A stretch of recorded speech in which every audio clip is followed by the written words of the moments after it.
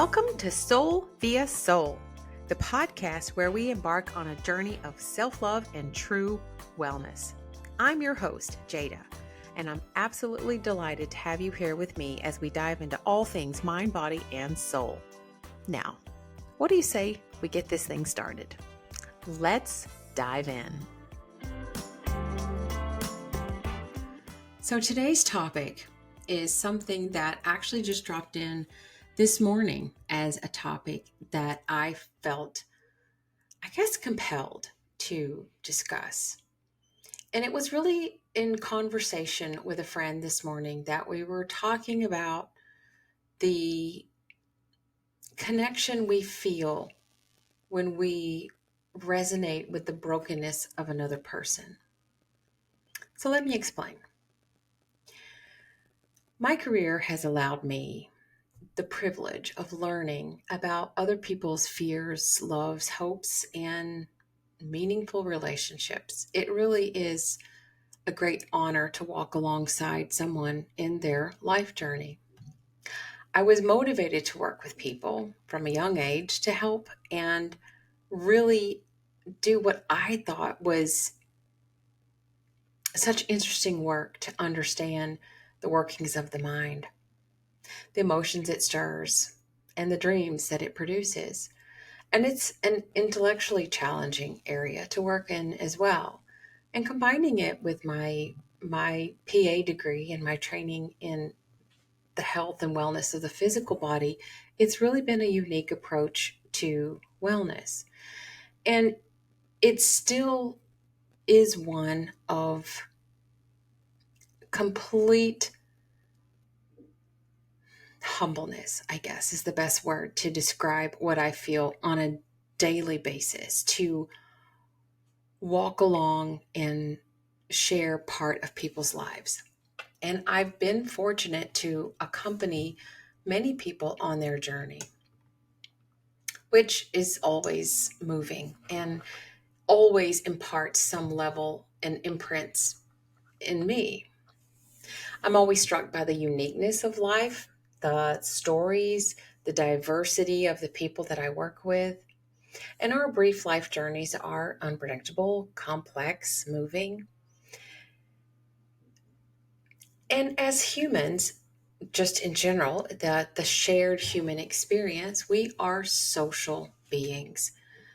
And in these rolling times of conflicts, viruses, uncertainties among our life, all this shakeup that has come in the last several years, and the need to be connected is a need that is greater than ever before. And it's an important paradox, and I guess a sad tragedy, that at the very time in human existence when we are hyper connected by the internet and social media, we frequently lead intensively private and lonely lives. The sad fact is that we are now less emotionally connected, more alienated, even estranged from one another. And yet we are social beings and we thrive on social cohesion. Our relationships with each other are really the most important things that we will do in this lifetime. Our mutual sharing of feelings and ideas are vital to our well-being. But we are often too isolated and disconnected that we have little meaningful time to spend with each other. We are so preoccupied that we haven't the time or the interest to listen, to really hear each other. And that's sad. And the whole reason and longing of wanting to feel connected is at odds with the things that actually say connect us, like social media. And there seems to be like this unraveling of the pretense and the veil of perfectionism that we have all been looking through the lens. And it's a distorted lens on social media that when something rips off the Band-Aid and exposes the tenderness underneath, we stop, we notice, and we resonate.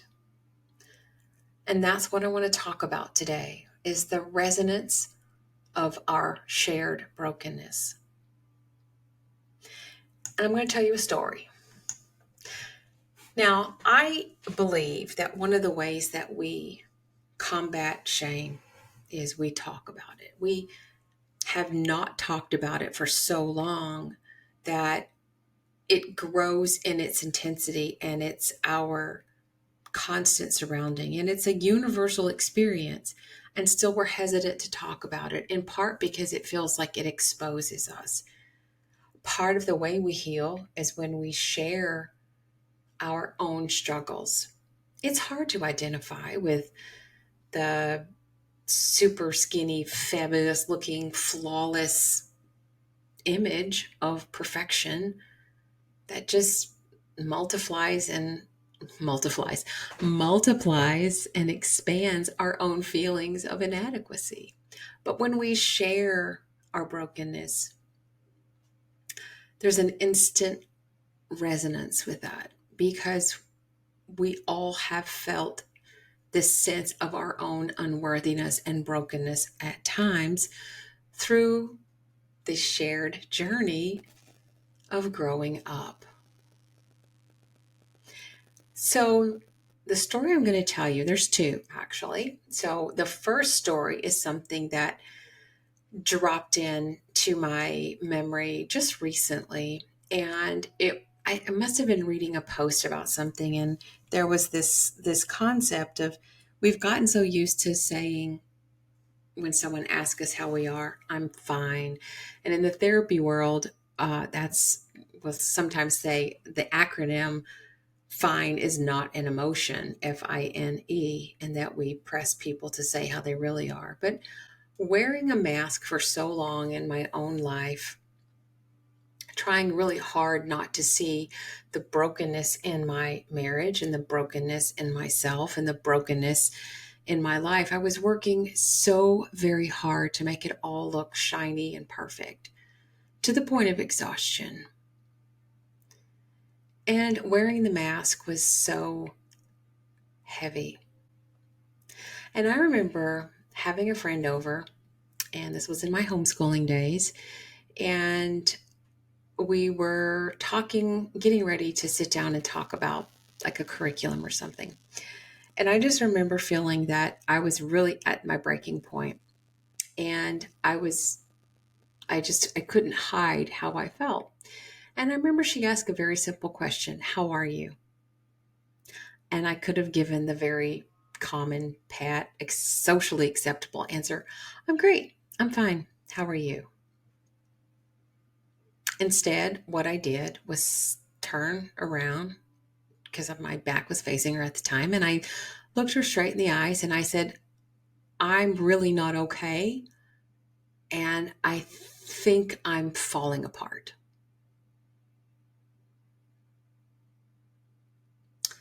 And there was a pause, and she looked right back at me, this time tears rolling down her face, and she said, oh my gosh, me too. And I think I was stunned, because I had never allowed my underbelly to be exposed, because that is an uncomfortable feeling. And we don't want people to see our underbelly for a variety of reasons. But it highlights our brokenness. It highlights our sense of I'm not good enough. It highlights and exposes the tender parts of ourselves that we would rather not anyone see. But in pulling back the veil and saying, I'm not doing so great, gave her permission to do the same. And I think when we give each other permission to share vulnerably, it's almost like there's this elevated, audible, collective exhale of, it's not just me. And in our longing to feel and be and have a sense of belonging to something greater than ourselves, it gives us a sense of relief that we're not the only ones who feel this deep seated loneliness and isolation.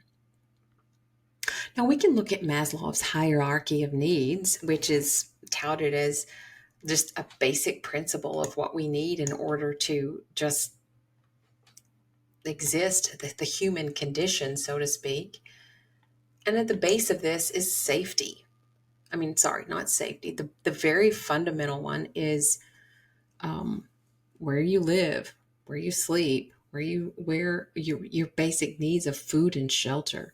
Right above that is safety, and right above that is love and belonging. It's a basic human need. Sleep, food, safety, belonging, all the way up to self-actualization. And it's interesting that it's it's the brokenness that causes us to recognize each other and to feel a sense of belonging. But why is that? We resonate with human flaws for several reasons. Now let's look at the underneath. Why is that? Well, one is empathy. Human flaws and brokenness make us relatable to one another.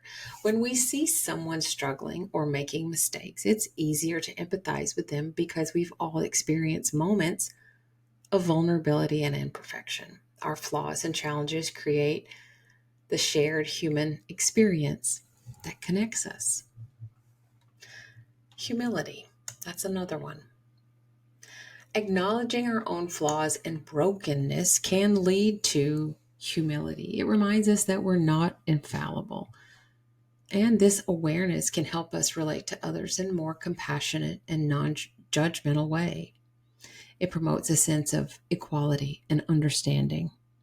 And I think it's one of the greatest gifts of doing healing work and being a therapist and walking alongside someone is the humility that it entails and the trust that comes with sharing your own story. And connection. I mean, sharing imperfection and vulnerabilities create a strong sense of connection between people. When we admit our flaws and vulnerabilities, it does encourage others to do the same.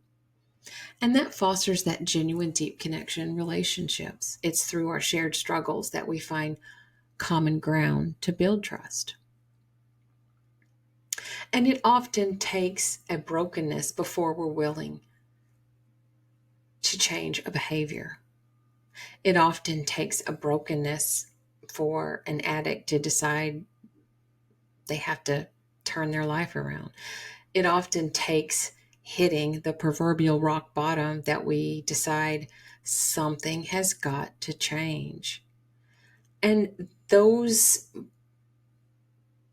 things that break us can be the very tools that spur us to our own healing. So there is that commonality, that shared resonance of understanding the human experience of what it is to suffer. And I would also argue that there is that same strong sense of wanting to support each other along the path of healing. Our flaws and brokenness can be a source of growth and learning. When we make mistakes or face challenges, it can give us the impetus we need to embrace a new way of walking and being in the world.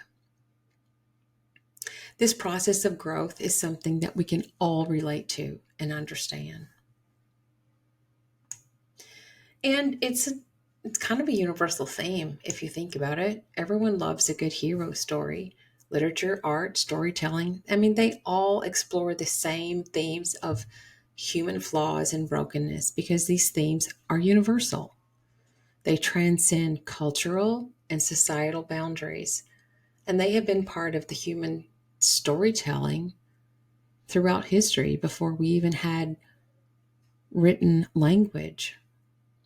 In essence, our ability to resonate with human flaws and brokenness is rooted in our shared humanity. It reminds us that we're all in this together, navigating the complexities of life, and that our imperfections are an integral part of what it means to be human. This resonance fosters compassion and understanding and the sense of unity among individuals and communities. And when we talk about it, we bring greater compassion, not only for ourselves, but when we allow the vulnerability of our brokenness to be something that can be shared in a safe space with others, it allows healing.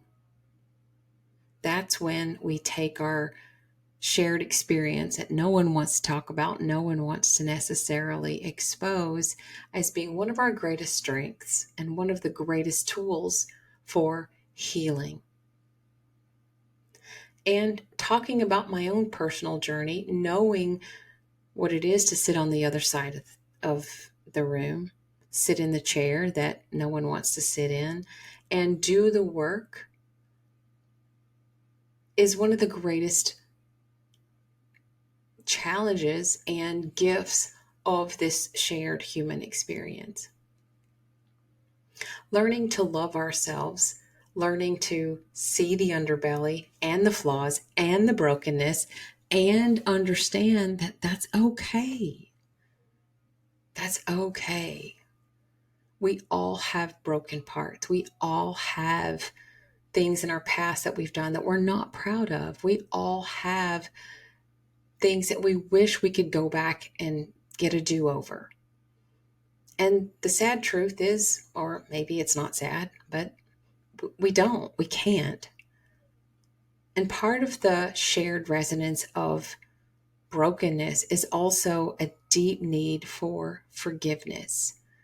When we are able to forgive ourselves for just simply not knowing any better or doing the best we could at the time with the knowledge that we had, it's easier to move into that space of healing because we know that while we can't go back, we have tremendous power in the present moment to change anything in our life that we choose to. Recognizing our shared brokenness can be our greatest strength. Recognizing that a vessel put back together with broken pieces is just as beautiful because it's through the cracks that the healing seeps in. It's through the brokenness that the light shines through. It's through the brokenness that allows us to create what we really want our life to reflect. And sometimes we can't do that until we recognize, talk about, share, and give each other permission to be okay with the brokenness that we all sometimes feel. And when we're ready, we take those pieces and we create a life we love.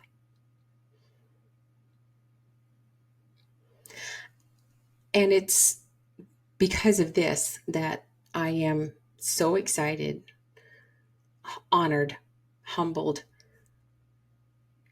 deeply inspired to create something new this fall in the offerings that I have at Sylvia Soul. Resonating with this brokenness theme has been something that I now feel absolutely compelled with every cell in my body to help us all move along in our healing journey. Recognizing and resonating with the brokenness is one thing. Deciding to take those pieces and create something new is another. And I hope you follow along in the journey as we create a healing path for all of us to use our brokenness and see it as the greatest gift in our shared human experience.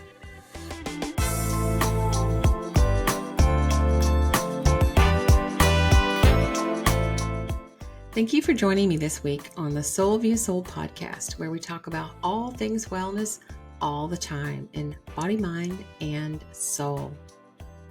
As a therapist, it is my greatest honor to walk alongside those seeking some guidance in their healing journey. It truly is one of the greatest blessings to walk alongside someone in their journey of healing. And especially when we're talking about shame and getting rid of our feelings of this internal brokenness that we all share. It is something that has been pressed upon me to create something to help us all in our journey to lighten the load of the shame that we carry along in our lives in an invisible way. So stay tuned, follow along, share with your friends, like and subscribe, all the things, and let's get on with the business of healing our brokenness.